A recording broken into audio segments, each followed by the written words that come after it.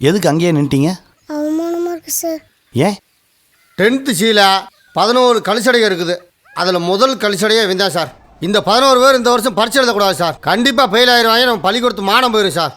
டேய், இந்த வருஷம் நீ எக்ஸாம் எழுதுற, பாஸும் ஆகுற. எப்பட்றா? பள்ளிக்கூடம் என்னடா பெரிய பள்ளிக்கூடம், உன்னை ஸ்ட்ரைட்டாக காலேஜே சேர்த்துறேன்டா. காலேஜா? ஆமாடா, வாத்தியார் நம்ம ஃப்ரெண்டு தான். வணக்கம் சார். வாங்க சார். வெரி குட் வெற்றி. தேங்க்ஸ்ப்பா. உன்னால் முடியும் மயிலு. பெரிய பெரிய படிப்பாளியெல்லாம் படித்தது இவ்வளோதான். ஏன் படிக்காது எவ்வளவோ இருக்குது. வாழ்க்கைக்கு படிப்பு அவசியம்தான், ஆனால் படிப்பே வாழ்க்கை இல்லை. நீ பாஸ் ஆகிற, உன்னை பரிச்சை எழுதக்கூடாதுன்னு சொன்ன வாத்தியார் முன்னாடி மார்க் ஷீட்டை தூக்கி போடுற. சரியா? சரி சார். உள்ள போங்க.